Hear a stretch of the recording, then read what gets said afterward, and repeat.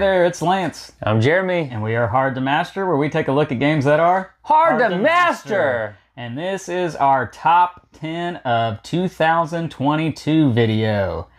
So in this video, we are going to share with you guys our top 10 games. Now, if you've watched Love to Hate before, you'll know that I've already put out a top 10 list with my wife, Sam. And on that side of the channel, that's where we're looking at games that you would play with casual or non-gamers. And so those are the games that I would be playing with them. That's my top 10 list with that crowd. Now, some maybe might bleed over into my list here in this video, but this would be my ultimate top 10, the best top 10 games that I played from 2022. So just want to throw that out there. I'll share a little bit of stats about what I've played this year. I have played probably close to about 450 games this year, just in general. Those aren't 2022 games. I have not played 450 2022 games. I have probably played somewhere about 150 games from just 2022. Now, a lot of those are smaller little games and casual games.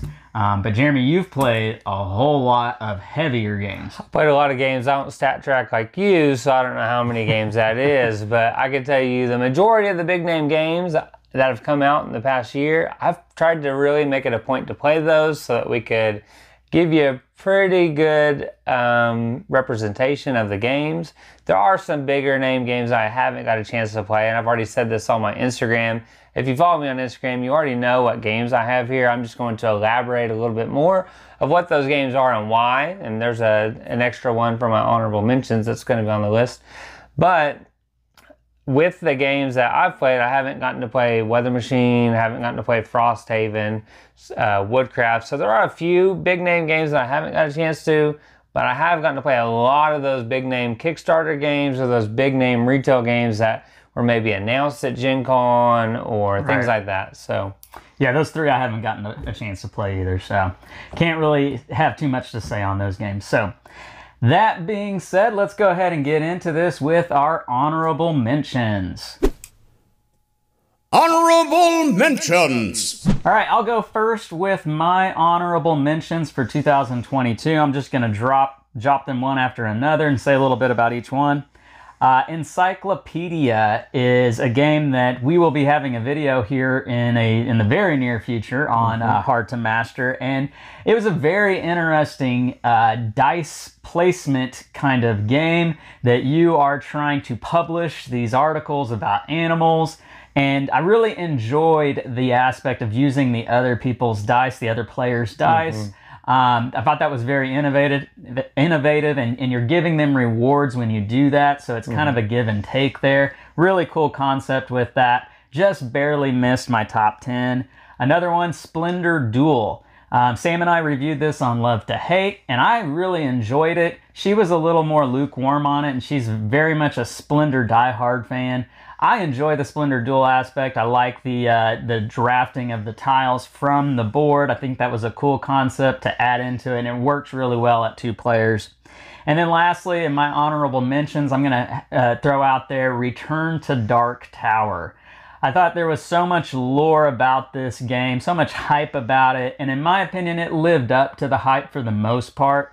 It was highly produced. It's an expensive game, but for good sake, I mean, it's really cool, and it does a lot of awesome things. The tower, the game in and of itself, and you can play it 100 times, and it's going to shake out a different way each time you play it. I think that's really cool. So, and the app integration. I think the app integration for that was great. Yeah. One thing that bugged me, just to go on a little short rant, was the mission that we had that just seemed ridiculous, and you needed 100 strength to knock out one thing, and then it seems too overwhelming to pass that one mission. The game, it can be wildly easy or difficult, like way extremes on those ends. So yeah, I will agree with that. That con with that. So Jeremy, how about you? What are some of your honorable mentions? I got a few. So everybody knows Ark Nova came out this year. It was a big one. I think it's a really good game, but for the time frame, I much rather play Terraforming Mars. So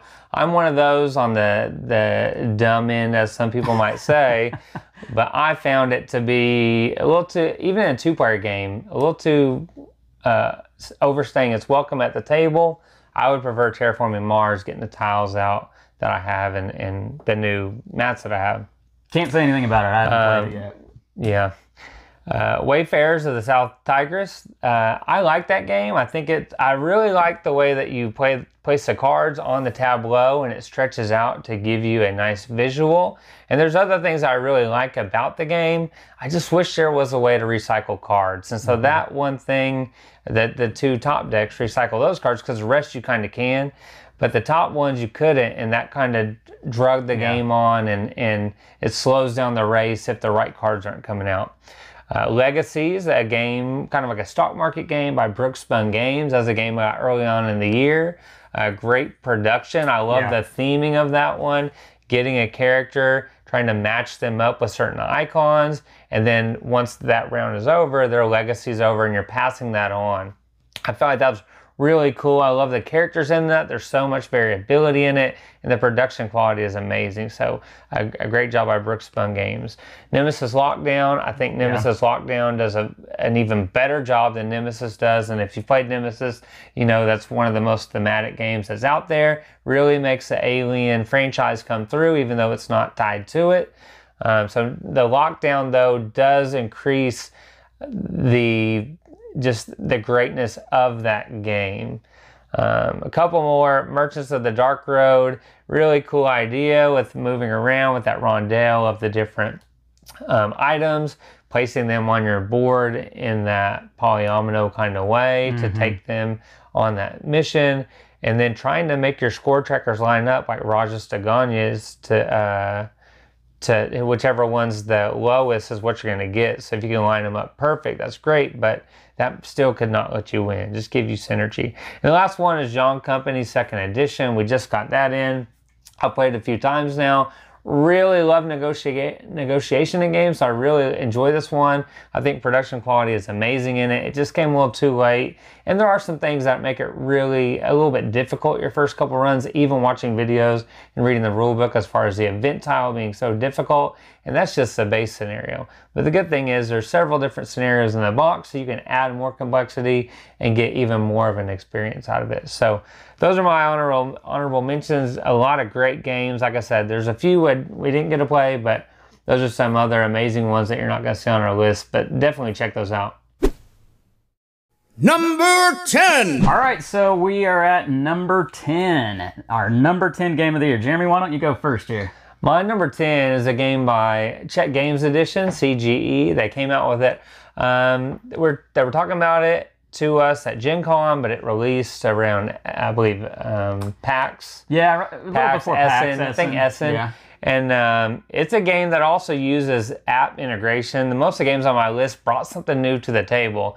This is one that took that, it's a designer of Alchemist, so he had taken his app integration, tweaked it a little bit, made it more towards hidden identity, but it's a difficult Euro. It's a game where you're going to be penalized, and I love the punishing nature of this game. Very tight, and if you can't pay, well, church is after you. Doesn't matter. You can be the evil merchant, aka the devil character, and still do well because you can build things up and still win. Even when you get figured out in the second round, it's still fine. Or you could be a normal mortal character just trying to get by, which makes it a little bit more difficult, or a cultist. And that cultist character is kind of riding the borderline, trying to get rid of their souls, but take pure souls so that they can. Points. Yeah, exactly. But this is a game where you could end with negative points. I mean, you're going to go back on this track if you're not able to pay for things. But I just really liked how everything worked together. You plan your actions out. You can't pay for them, well, you have to do them anyways, so go ahead and pay. And that loan, I think they loan track and the way that the really interest cool. And just balancing that out with all your resources and not trying to give yourself away and find out who those characters are made it a very great game. It was one of the last ones to make my list, but it definitely deserved it based on those things I've said, and especially that app integration, the way they utilized it. Now, I don't know if you caught it or not. Jeremy didn't actually say the name of the game. He's talking about Deal with the Devil. I did? I thought I said deal with the evil merchant. Deal with the evil merchant. But Deal with the Devil, yes. Deal with the Devil is my number 10. We will have a video on that here in the near future too. I enjoyed it. It was a good experience for me. I felt it was a little unbalanced between the different roles. I feel like the Devil player has some advantages. Now, I'm not going to say that it's wildly unbalanced, but I think the normal players, the peasants or whatever they're called, I think the Mortals, excuse me. There's a bigger area for them to make mistakes in the game, and if you make it early on, then you're devastated, and I feel like that can happen pretty easily. The other thing too, I think it's quite easy to give away your identity on accident in that game. I think your first time you play, you could. Yeah. The second time I played, I really stressed not what you don't need to have in there, what you do, made sure people knew what to do. Yeah. I've played as a mortal. I don't think it's as challenging as Lance is trying to make it. I just think the Devil character has a lot of stuff and they can choose. The hardest part is when people don't make deals with you. And in my second game as a mortal, I could not get deals even though I was putting things in. Mm-hmm. And even as a Devil, it's hard to make evil merchant. It's hard to make deals when you're trying to get souls and people don't really understand how important that is. With secret identity, which I think is an interesting concept. I really enjoyed intertwining those two things. So yeah. All right, so my number 10 is a game that Jeremy's already mentioned on his honorable mentions, and that is Wayfarers of the South Tigris. That was a game, as Jeremy mentioned, you've got this tableau of cards that you're building, and I love tableau building games. I also really like the track progression that's kind of keeping track of how fast the game is coming to an end. Mm-hmm. It feels very similar to Arnok, and if you remember our video from last year, that was a game that I think was number 2 on my list. It was a very I think it was in the top 5 for me too. So I feel those games are very similar. I do agree with Jeremy. There are times when the game feels like it gets a little stale, and you do wish there was a way to cycle through some of those cards. But you can work around that. There are other ways to work around it. And I just enjoy the track progression, knowing what I need to continue to go on through the game. The temple. You're relating it to the temple. Right. And it does feel like that. And if I can line those things up for a big jump in one turn, I feel like I can really kind of catch a lot of people or pass a lot of people and get way far ahead. I really enjoy that aspect of it. So, and we both love what Garphill Games says. You're not done seeing them on our list. I love that they take something and they find a new way to interpret it for everybody so that they can play it and enjoy it.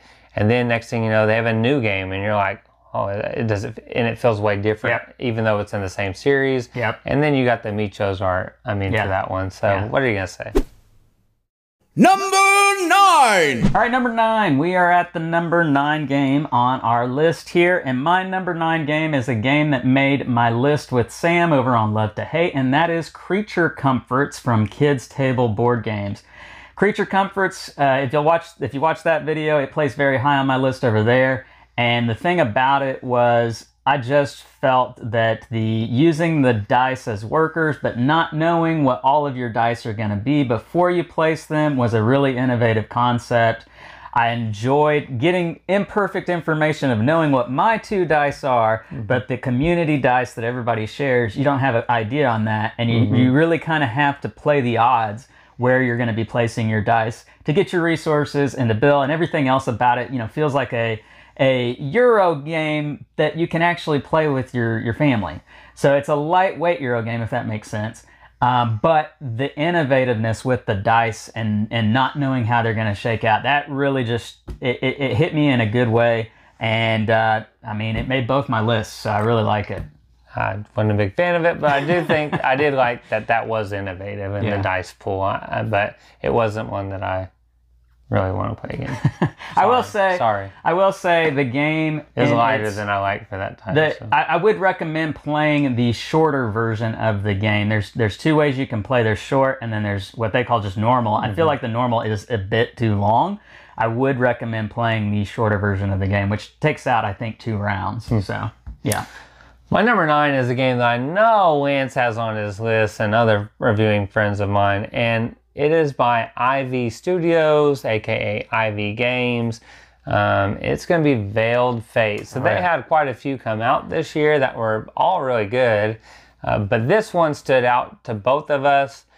In Veiled Fate, it's another secret identity type game. You're going to have access to all of these different characters on the board. You're moving them around the board, trying to get them in the quest to try and move up their renown marker. And you could also smite them and do different things to move them around. And as you do that, you're going to gain or lose renown. And ultimately, whoever at the end has the most renown wins. What's so special about this one? You can move anybody. I might stalemate my character and let other people move it, and they'll think that that's because not every character is controlled by a person per se. You get a hidden color, and that's the one the demigod you're moving, you're trying to get the renown up to win. So I could keep mine a secret and not ever touch it, and let other people touch it and move it up. It was a really interesting way to do that.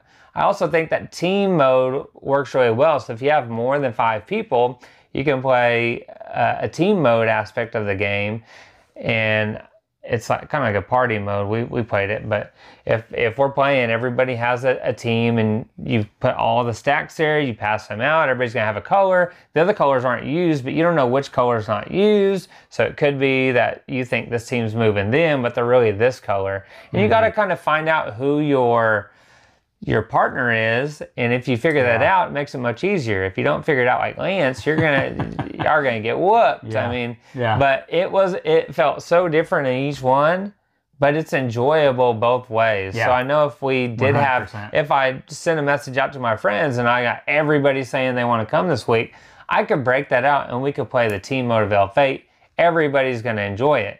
If it's just 4, 5, 3 of us, we could play. I have not played with 2-player. I heard that from another friend that's a very different game as well in the way it plays with 2 people. I prefer anywhere from 4 to 8 probably. 7 odd man out. They get 1 extra turn at the end, but I like an even number unless we're playing where it's not the too many people team mode. But amazing game. They're doing a lot of big stuff. That's another company you need to keep an eye out for if you haven't already. Moonrakers, Mythic Mischief, and Veiled Fate, all great, and they got a new one coming out that I think we're going to get a chance to look at soon. Keep them on your horizon. So I'm going to share my thoughts on Veiled Fate in a little while. I was about to say, I'm pretty sure it's on your list. So, Number 8. All right, everybody. Now we're going to get to our number 8 games, and this one is a game I don't think is on anybody else's list, but it is definitely on mine. And a major thing about it is the theme. So it's going to be Carnival Zombie 2nd Edition. I loved what Carnival Zombie 2nd Edition did. I love infected games. I love cooperative games. And this one takes it to a new level because not only are you doing a tower defense cooperative game, there's these little mini games in it. I'm going to move around the city. I've got to get to this certain region to trigger a finale by a certain time. At night, we're trying to ward off all these infected that are trying to make it into our base area. And by the end of the 3rd round, we initiate that finale, which is going to feel different based on the one that you do. The major kicker here, though, is not those things, because we've seen those in games, but the dexterity of dropping corpses onto the corpse pile as you remove them is amazing. It takes it to a whole new level. In Zombicide, you can't drop minis, they'd fall over the place. So that's not a thing. But when you have these cubes, and you've got this pile, and if you have the deluxe edition, and you're playing the Mediolanum, you have different shapes of the corpse pile that you pull out based on which area of the city you're in. And then you got to drop them and be careful, because if it falls off, that's going to respawn and give you more stress.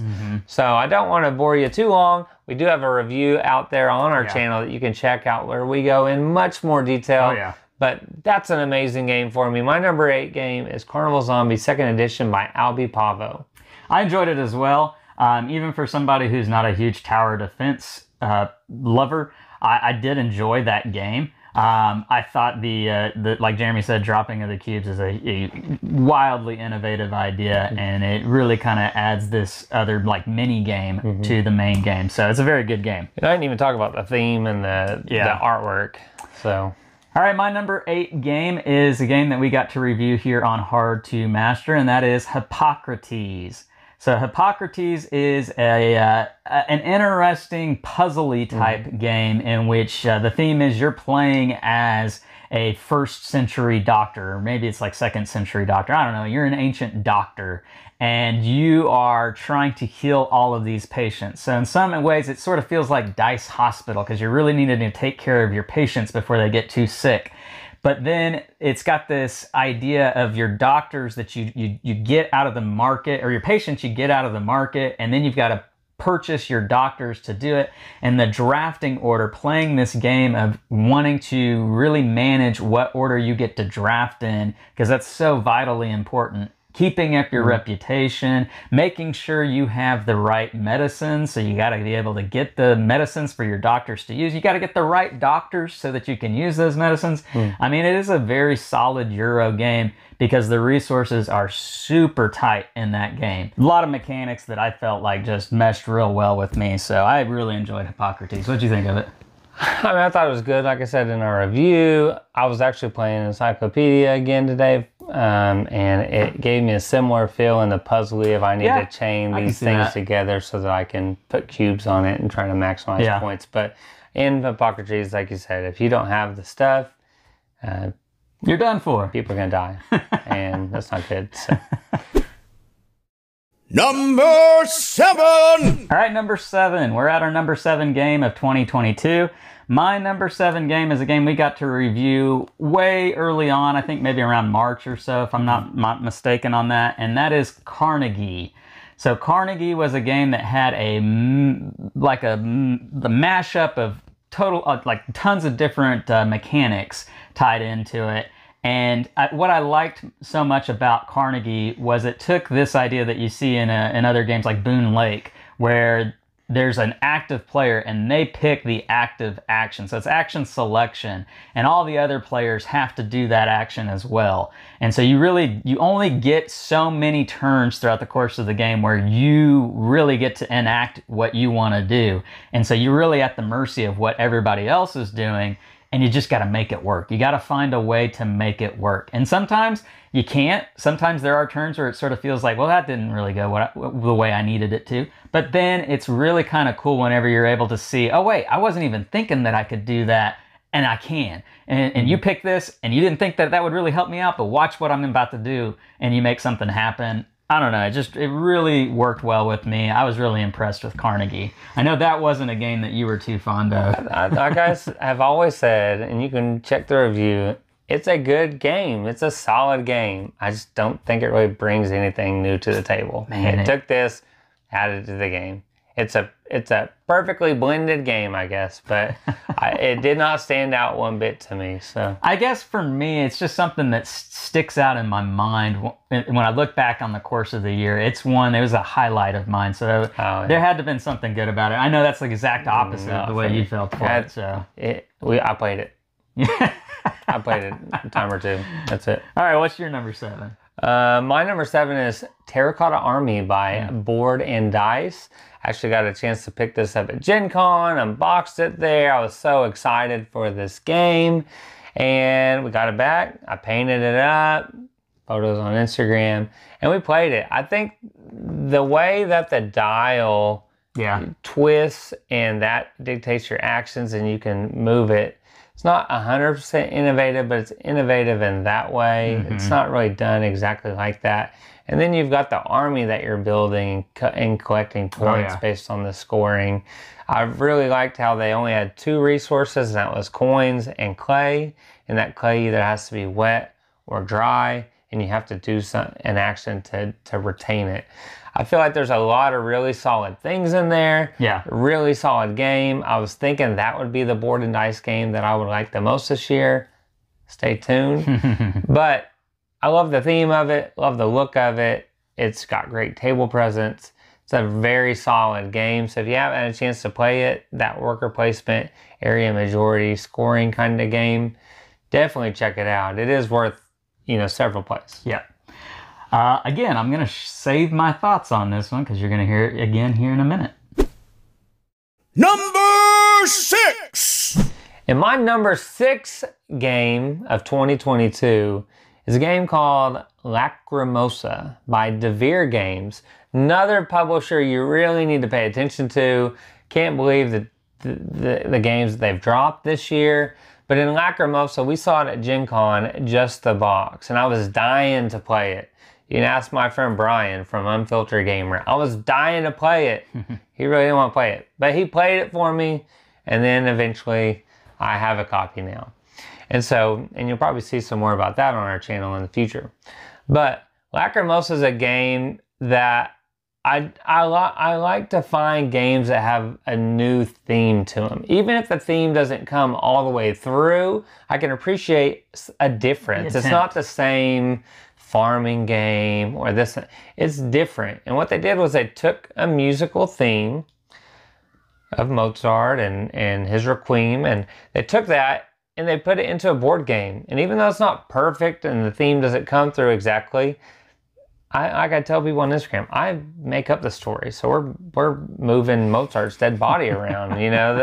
That's what we're doing, and we're dark real quick. and I mean, they're trying to complete, his music, but when we move around the board, that's really what we're doing. And you're collecting cards, you're placing them in the multi-use cards. So the game doesn't have a lot of innovation. The only innovation is the multi-use cards and placing them in your board so that you can gain an action or a resource and upgrading them by discarding that card, because you can only have an exact amount, and replacing it. I really liked the way everything blended together and worked. I liked the music chart and the way that there's a different composer that you're taking that piece and adding it to your board and getting some type of bonus. And then whoever has the most in each region is going to get points for that. I like that, but I like area majority games. I like moving around and picking stuff up, and I like multi-use cards. So everything about the game made sense to me. I really enjoyed it. It clicked like another game that you're going to see soon from the same company. But I really liked Lacrimosa for all the things they did with throwing in a different theme, making components amazing. I can tell you the composite notebook that you have to put your stuff in. Yeah. I mean, the production is top notch, and they're putting out quality. So it's not like you got top notch and a junk game. The game is solid. The components are solid. Theme, artwork, everything. So if you haven't played Lacrimosa, definitely try to find a way to play.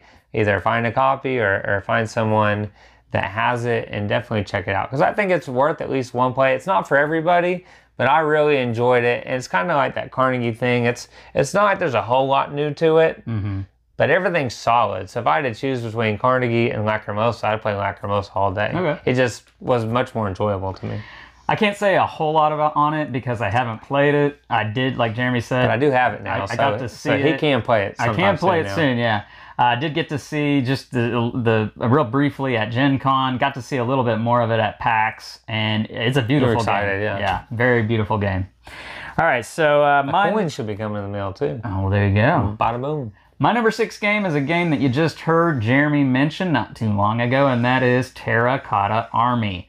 So Terracotta Army was just an outstanding experience. The dial mechanics, like Jeremy talked about, that you've got to master the way this dial turns, and paying resources to make them turn, to get them to line up to give you the best possible action for you. And then you throw into it, you've got the placement of the miniatures in the army, and there's placement bonuses that you're trying to line up in each round, and there's placement bonuses that you're trying to get yourself in position for the end game as well. So it's kind of like playing these two games where I want to try to get the maximum points now as the game is progressing, and that changes, that evolves throughout the course of the game. But then I also have to keep it in the back of my mind, but I'm also playing for the end game points too. So I'm really weighing each turn. how many points does this give me now? How many points is it going to give me at the end? I love that with this game. Now, I will say the only reason why this game isn't higher on my list, like top 3 of the year higher on my list, is because the in-game scoring is pretty confusing. Well, and it's a huge jump. It is. There's a lot there. You're probably going to have to reference the rule book the first several times you play the game just to make sure you're scoring it the right way. And you're going to reference it throughout the course of the game because it's a lot to keep up with as you're playing the game, just to know, well, what am I trying to get myself in position for at the end of the game.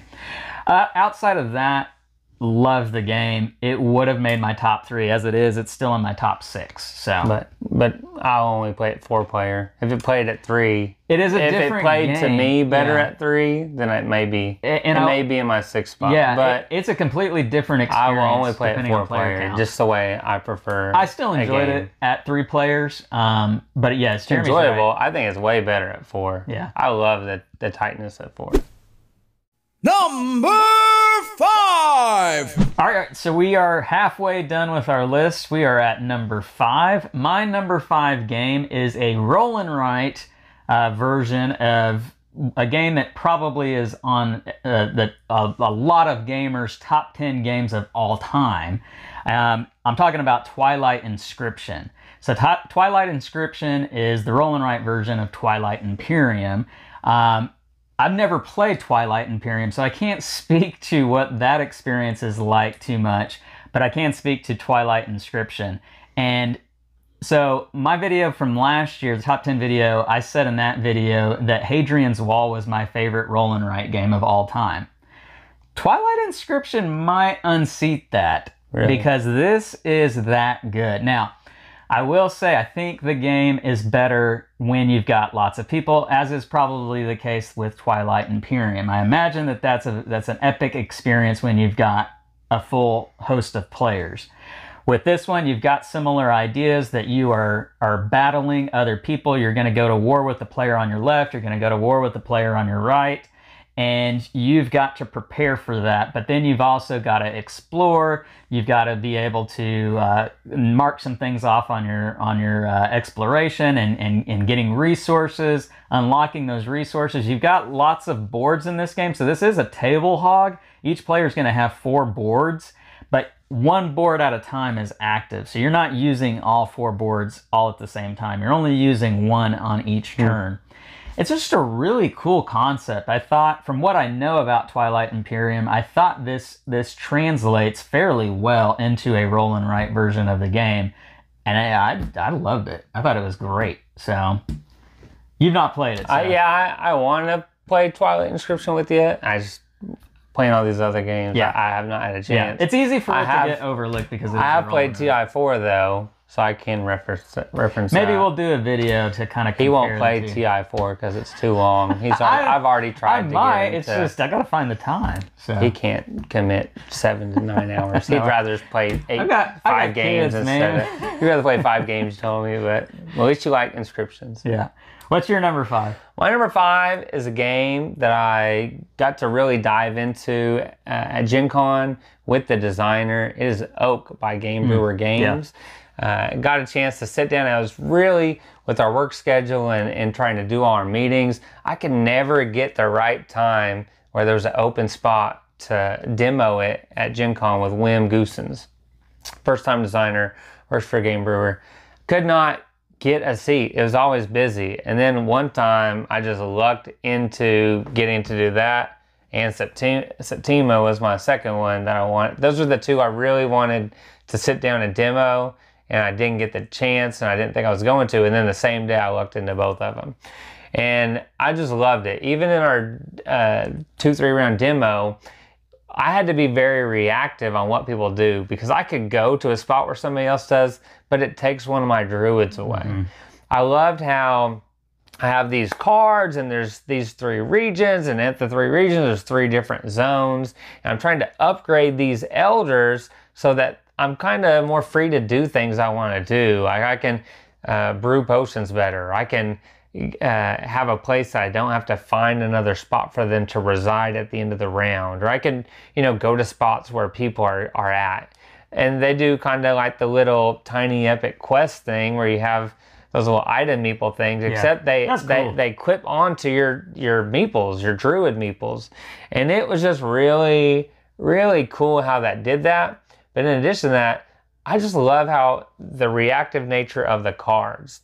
And you only have so many cards. I mean, the game is ultimately, to begin, is pretty easy to teach and play, I think. I think once you add in the additional cards and you get more options and you get your meeples upgraded, then it gets a little bit more complex. But at the beginning, it's not too crazy. Yeah. But you only have like 3 cards, and there's only 3 more cards you can get. It's not like you're pulling cards to change your actions. You get 3 cards, and each one of those cards has 3 actions, or you can move up the tree. And so you got to choose what you're going to do with these limited options. Yeah. And then when someone takes it, you have to be very reactive. If you're not reactive, you're wasting resources. I'll tell you one tip: do not get all your meeples upgraded, because you're going to find where you can't go and gather ingredients with your just normal druids. So that's one tip for you. But you can get monsters and different things that give you different abilities. These quest styles, which you can activate, the artifacts, which you can activate, which will give you different benefits, but then once they're all used, they'll flip over. And you can change some of the different things and really have some good turns where you get a lot done. But between the limited options, but very important options, and then you're upgrading your meeples. Those were 2 things that really stood out with this game. Like I said, got a chance to learn more, and I don't know if I can't really tell you too much, but I know Wim's working on some more stuff for Oak. So hopefully in the next year or 2, we'll be seeing some more. And he's told me some things, and it's going to take it to a whole new level. That's cool. That's cool. But it's a really great game. The artwork, theme, Game Brewer's another company. Like I said, the companies that we're putting on our list, most of them are putting out some big games over and over. So definitely, it's a lesser known title, Oak, but definitely worth you checking out and seeing if it's something. It's worker placement. Like I said, you have those cards that dictate what your actions are in getting the upgraded meeples. Oak would have been my next one on honorable mentions if I had 4. I only picked 3. And it would have been higher on my list had I gotten to play it more. I only got to play it a few times this past year, so I don't have a whole lot to say on it other than the few experiences that I've had with it. It was very enjoyable, so yeah.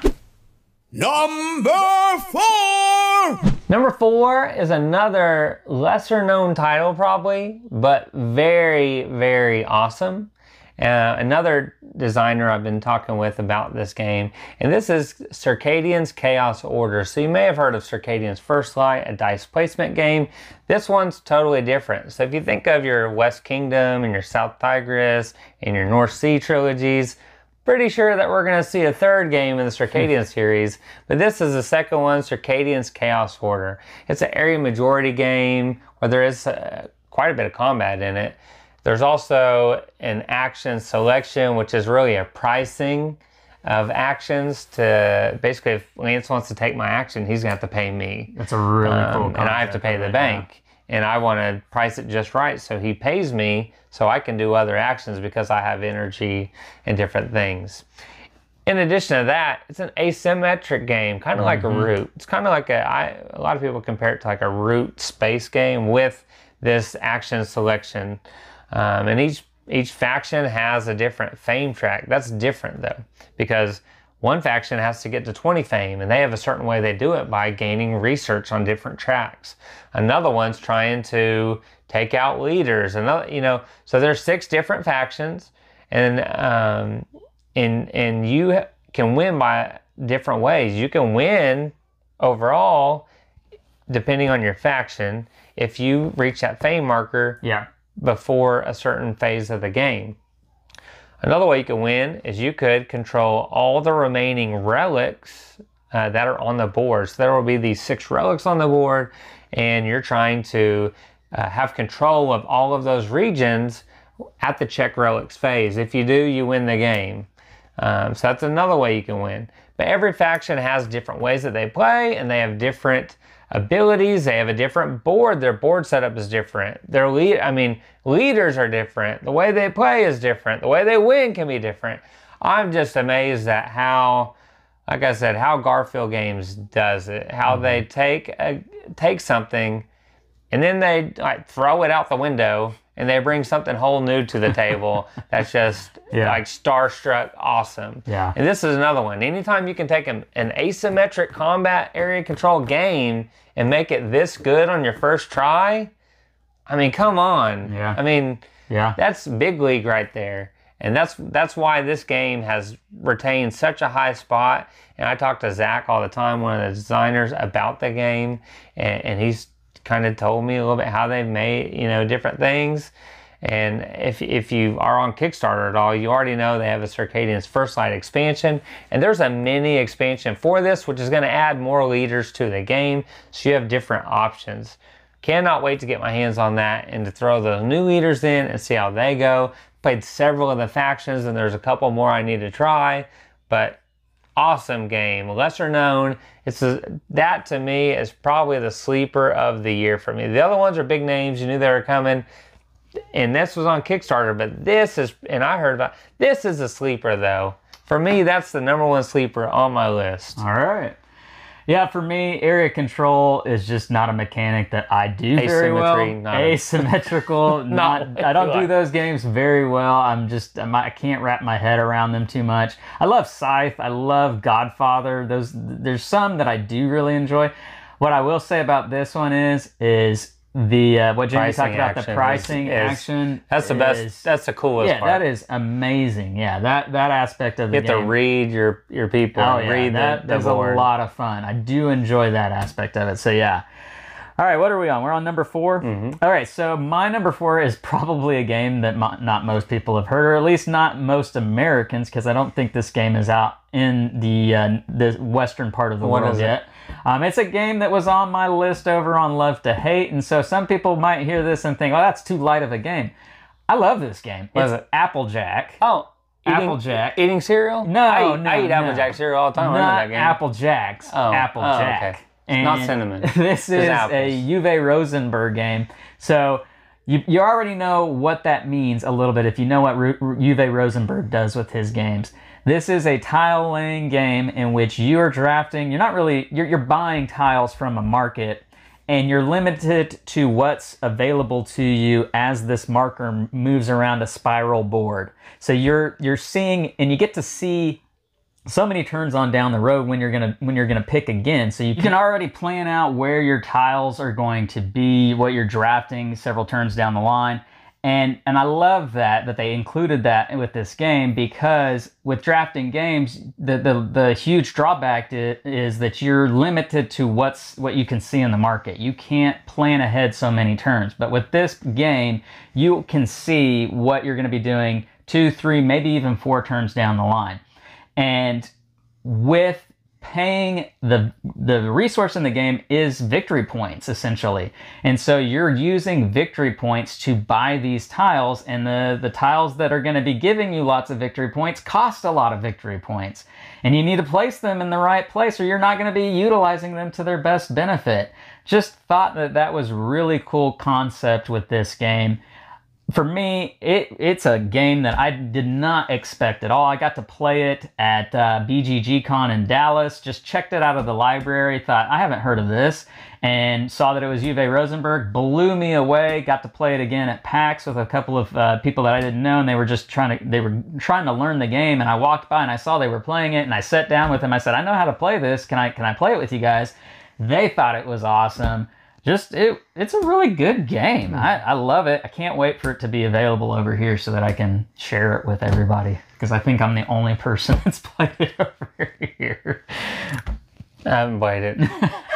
Exactly. I've eaten Applejacks as cereal. You can find that at Walmart if you want. But yeah, I've not played Applejacks. I know I've seen some of his content on it, as far as his top 10 with his wife, and did a little video from BGG. I think I saw that one too, but I haven't played it. But you said I wouldn't like it anyway, so. He's not a tile laying fan. It has to be right. Number 3! All right, we're at to number 3, our top 3 games of 2022. So you know these are going to be games that we really, really, really like. My number 3 game is a game that you've already heard in this video from Jeremy, and that is Veiled Fate from IV Studios. So secret identity games, they can be hit or miss, and I think the tendency is that they tend to be miss more than they are hits, because they've got to be done in a way for you to be able to conceal your identity for so long throughout the course of the game for it to remain interesting and to remain competitive. A lot of times your identity in these games, or even in hidden movement games, that type of game too, if somebody's not playing it the right way, or if the game's not designed in the right way, you can give away the secrecy too early on, and then the rest of the experience is kind of a dull, boring, okay, let's play this out. With Veiled Fate, the thing that I found to be so cool about it is, and maybe this is just me, but there were a lot of things that I still didn't have figured out, even at the end of the game. Yeah, you guessed every color. So I was the rainbow. I was every single color. I couldn't figure out anybody, and that might sound like, well, you just stink at the game, and maybe I do, but I loved that aspect of it, that it was still having me guessing even at the very end. Well, even if people figure you out before the end, you still have a chance to win. You can still put your character. So a term, I think this is a term we said a long time ago, but it's more like, it's not social deduction, it's strategy deduction. Yeah. I think that's the term. I was trying to think of the term we use in our review, which is also on our channel. But I think it's strategy deduction is the term we use, because there's a lot of strategy to it. Yeah. And it's not just finding the person. You can figure that out, and they can still get renown, and then you've got to try and knock them down or block spots so they can't. Yeah. But you're right, because you got to try to figure out, well, what are people trying to accomplish? Like Jeremy said, he won't even move his character until like... now I do. Now he does, I don't. I don't tell you. I can't just always say I'm not going to move it now, because then you're going to think I'm not going to touch it. But then you can be moving people into spots where they lose renown, and that can be a strategy. You want to bump everybody else down to, throw people off your track. So there's just a lot of ways that this game unfolds that just kind of blow me away. And I said it earlier about Carnegie, that was a game that just really stood out in my mind when I've played it in the past year. Same thing with Veiled Fate. This is a game that I remember the times that I've played it, the experiences that I had, who I played it with. It's so vividly. But I will say, it does take a second to wrap your head around what's going on, because even at Gen Con, everybody that was working at IV Studios booth was busy, and there were people sitting there, and you were at a meeting, so I had some time. So I was just like, hey, do y'all want me to help you learn this? And I was trying to teach it with all the noise.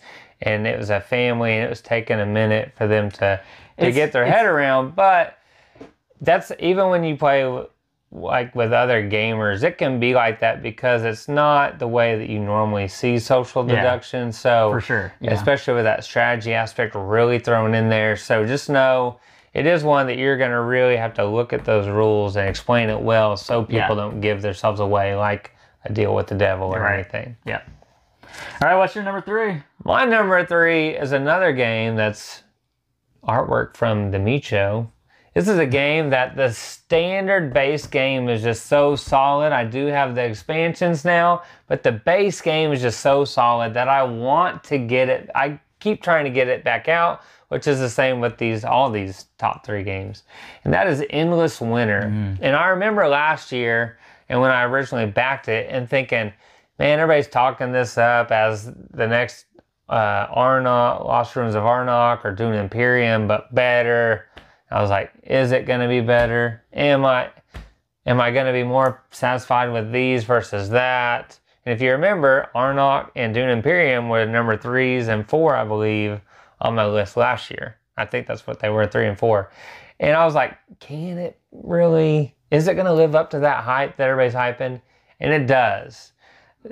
The fact that you are doing all these little things, but at its core, it's a deck building game, and you have the two times you can spend it. I can spend it on my actions, or I can place those into my Eclipse pile that will give me a higher turn order. a better bonus option, and I get to activate those at night to get these resources I need. And all the different cards that are out are the same, and you pick and choose what you want. In addition to that, you have your monoliths you're trying to score, which I think might be the weakest part of the game for me. This is the monoliths. Other than placing them to get bonuses, the scoring aspect wasn't a big deal for me. The area majority over on the different hex tiles, that's a really enjoyable part, and getting to certain spots so you can get those eclipse bonuses, and then moving, worker placement and getting different. So there's a lot that you're doing in the game. And again, it's not that it's super innovative, because it's the same things we kind of seen with those other two games that we compared it to. But the Eclipse phase and the way that works, I felt was pretty innovative in the way that you're using these labor points to get actions at these spots, and you can do as many as you can afford with your resources and that labor that you have to have. Or you can spend your food as extra labor if you don't have it. But then on top of that, now I have these Eclipse actions that I get to do. And this Eclipse phase has some that's worth it. So even though I didn't use these cards, I'm still going to get to do two things with them. I get to hopefully have and even resting, I get to add an additional 1.5 labor to my total to get that. I will say, adding those rest tokens, if you have them, need to do it. It makes it that better. That's one thing. There's things that came with the Kickstarter, if you have it in that Ancestors box, you need to throw them in, because it just makes it even better. But like I said, the core game at its own is just amazing. It's one that I keep getting out and trying to get out. And now it's time to add the rivers and rafts and add the cave painting expansions to my next few gameplays when I get a chance. My thoughts on it, it's very similar to Oak. I've only gotten to play it one time, and so I can only say so much on it. I did very much enjoy my experience with it. It is a deck builder at its heart, but it's got all these other mechanics tied into it, and it like, I'm going to mention Carnegie again. It's a nice blend of all these different mechanics, and it does work very well. So I wish I would have played it more. Number 2! And for my number 2 game, I'm just gonna say this, because no one knows how to say it. And if you watched our most recent review, or one of them, you already know. Google can't even say it. So it's the newest T game from Board and Dice, Tilatum, or however. Tilatum. Yeah, but that game, it's amazing. It's my number 2. I want to keep playing. I've played it several times. I played it at 2, 3, and 4 player counts, not solo. It takes all of those other or the majority of those other T games, and makes it into a little bit more polished feel, I think. Not as confusing with point scoring here and there. The game's all about chaining bonuses, as I've said. I mean, watch our review. It's just awesome. And we will go into much more detail for you. I also have a real review of it on Instagram, so you can check that out. But amazing. It's definitely one that we both say you should buy this year. Yeah, what I'll say about it is watch the video so you can see our full thoughts on this game. But man, there is just so many things about it. The way it combos, the way you can use your dice, and you can change up the dice. People will look at it and want to write it off just because it's got dice in it as a Euro game. Yeah. But there's so many ways you can alter the dice and still make them work to your strategy.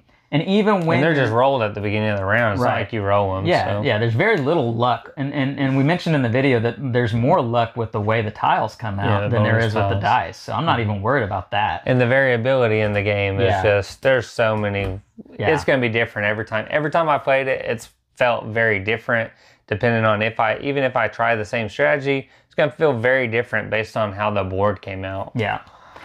All right, my number 2 game is a game that was on my number 1 spot with the list that I did with Sam. This is going to be a game that there will be a lot of gamers out there say that it's too light for them. And I would say you need to add in the modules. You need to add in the expansions because it really beefs up this game and takes it to a whole nother level. Now, the base game as it is a great, fantastic game to play with casual and non-gamers because I think it's a fantastic gateway game. Obviously, I made it my number 1 on the casual and non-gamer list, but you add in all these modules and it can definitely be a game that you can play with your heavy hardcore gamers. I'm talking about Foundations of Rome from Arcane Wonders. Now, I'm not going to even go too far into everything about how the game looks, the production value. I mentioned all of that in my other video. We've done a review video on it. This is an absolutely beautiful, spectacular, well done, some might say overproduced. I say it is fantastically produced game. The only downside to it is it takes up a bunch of space. It is a little pricey. It's hard to get. That's really what it is. But everything about the gameplay experience with this game, I can play it with my 8-year-old daughter. I can play it with people that I go to gaming conventions with. I can play it with anybody, and there's gonna be a great time to be had out of this game. I don't know that there's any negatives about it outside of what I already mentioned. The actual gameplay experience, I don't find any negatives with it because I can change up the way the game shakes out, the way the game feels, the level of gamer that I'm going to be playing it with. I can change everything about it. It's a very versatile game.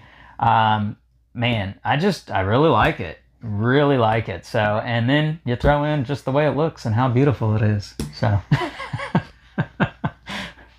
Haven't played it. I like Rome though. And finally, number 1!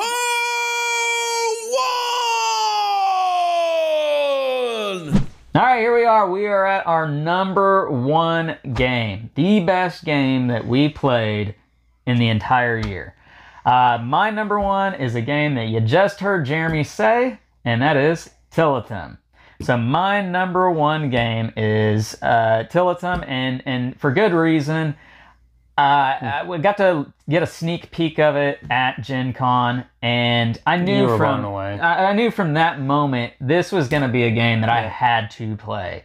And I was hooked, line and sinker by it. And I think really what it was that caught me, I like dice placement. I think that's a cool idea, but really what this game, it really sunk in with me is the comboing with this game. With only having one small action, but then you can combo it into all these other tasks. They call them tasks, and they're free actions essentially.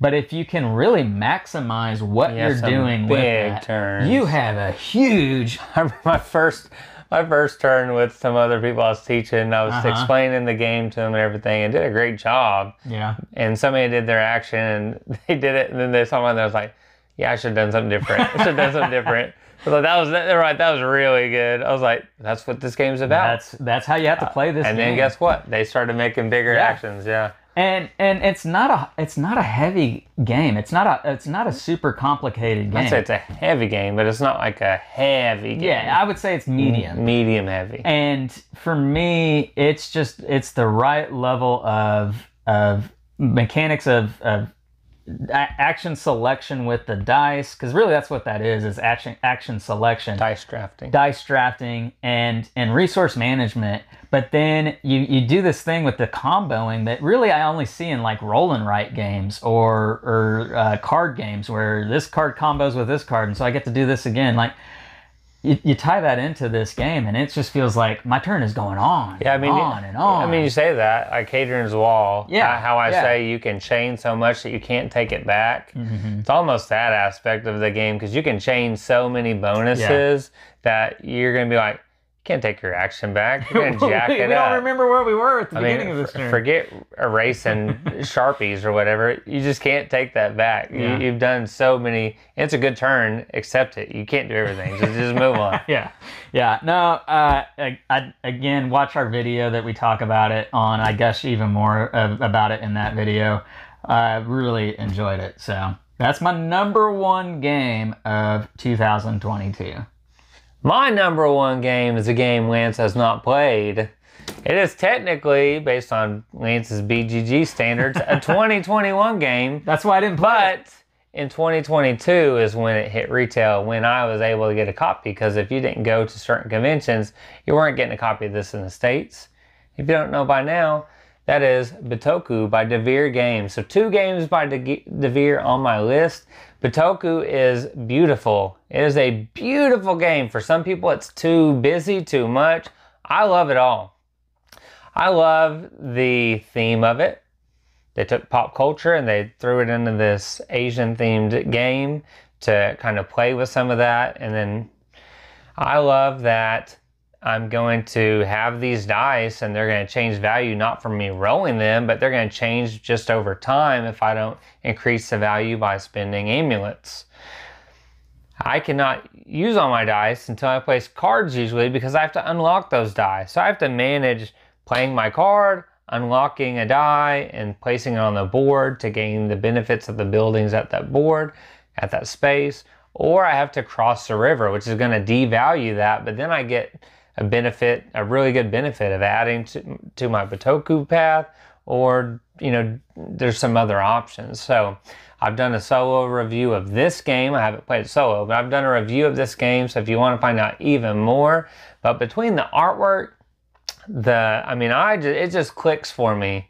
That game Bitoku clicks because I was taught it by a friend, and I just took away with it. I mean, it was like 99 points. I didn't even think you could pass 100 until I played the second time, and I did. And then I realized, oh, I flipped this flag token over. There's my 100-point marker. I didn't even realize that.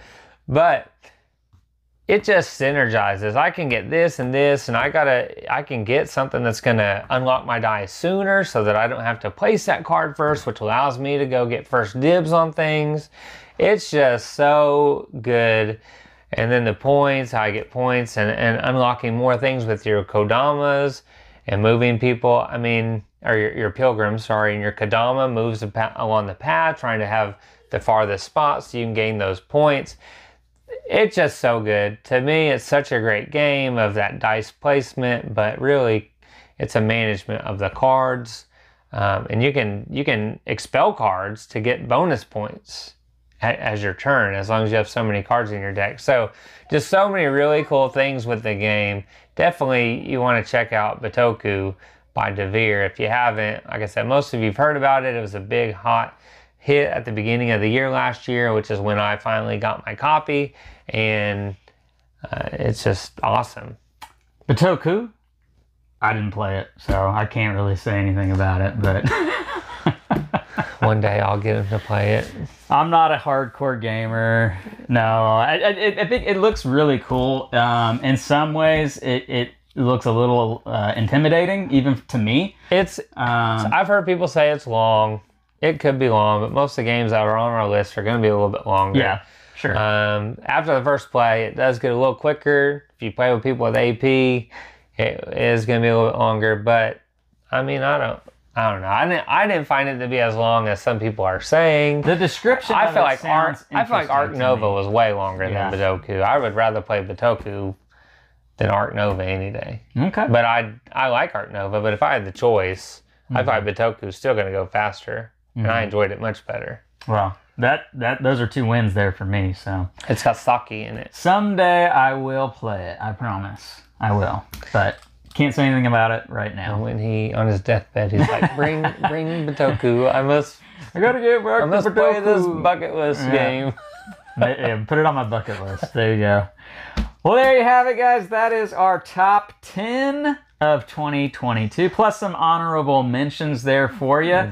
Let us know what we missed. You got to remember, we can only play so many games throughout the course of the year. No one person, no one review channel can play every single game there is, but we want to know from you, what are some of the best games that you played that we should have checked out? And so maybe we can go out there and find a copy of it and play it and see if we like it. So leave it down in the comments below. Let us know what we missed. Let us know what we hit on. Let us know what you think about our list. If you haven't already, subscribe to the channel, hit the like button, hit the bell icon to be notified of all of our great new content that we're putting out 3-4 times a week. So we put out a lot of videos. So we would love for you to jump on board. I'm Lance. I'm Jeremy. And we are Hard to Master, where we take a look at games that are Hard to master. We'll catch you next time. See ya.